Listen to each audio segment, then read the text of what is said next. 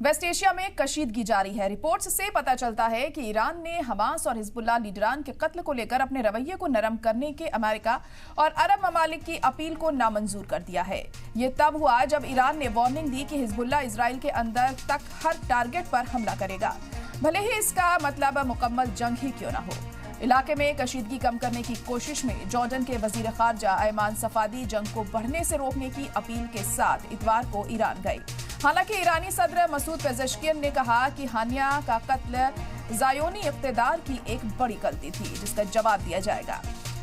हाल ही में हिजबुल्लाह ने इजराइल के लिए एक खौफनाक वीडियो भी पोस्ट किया है जिसमें आखिरी वार्निंग दी गई है। ऐसा लग रहा है कि दोनों जंग में शामिल दोनों फरीक पर ज़हनी दबाव भी बढ़ गया है।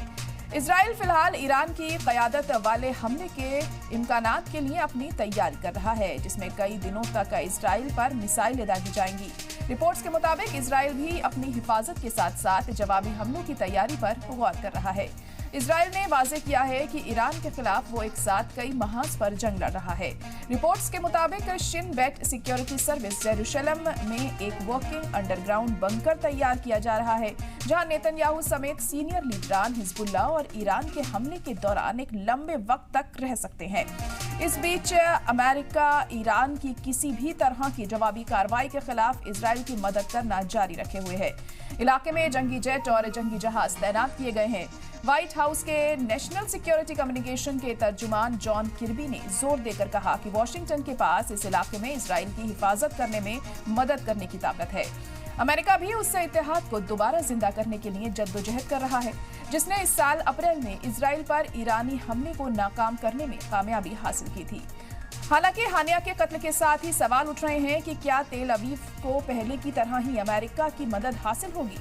इस बीच अमेरिकी वजीर खारजा एंटनी ब्लिंकन ने इराकी वजीर आजम सुदानी से बात की और चर्चा की कि इलाके में सभी फरीक कैसे कशीदगी को खत्म कर सकते हैं और इलाके में हालात को नॉर्मल कर सकते हैं। उन्होंने आगे वार्निंग दी है कि अगले कुछ दिनों में ईरान और हिजबुल्लाह की तरफ से इजराइल पर हमला हो सकता है।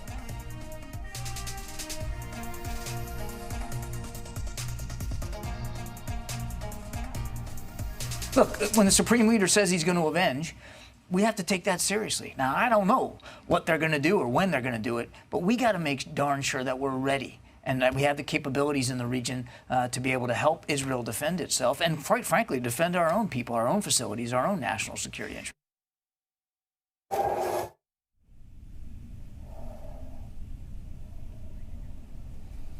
तो वेस्ट एशिया में कशीदगी लगातार जारी है। ईरान अब हमले की तैयारी कर रहा है। क्या इजराइल पर जल्दी हमला किया जाएगा, ये सवाल बार बार उठता हुआ नजर आ रहा है, क्योंकि हानिया के कत्ल के बाद से ही ईरान के तेवर लगातार सख्त होते जा रहे हैं, तल्ख होते जा रहे हैं। लेकिन जो मौजूदा हालात हैं, ये इससे पहले भी हमने देखा था कि कई दफ़ा इस तरह की चीज़ें ईरान की तरफ से हमें देखने को मिली थी जब और कमांडर्स का कत्ल हुआ था इससे पहले, और बार बार ईरान की तरफ से इसी तरह से धमकियाँ दी जाती रहीं। लेकिन इस बार उनकी धमकी में कितना दम है ये भी अहम होगा यहाँ पर देखना।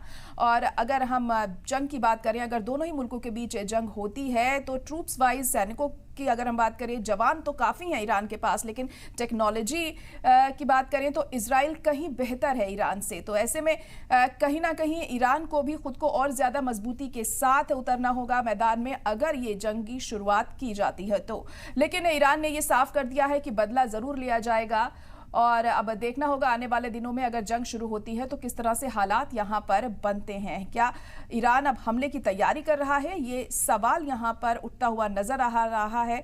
और ऐसे में नेतन्याहू का अब अगला कदम क्या होगा, इस पर भी सवाल उठते हुए दिखाई दे रहे हैं।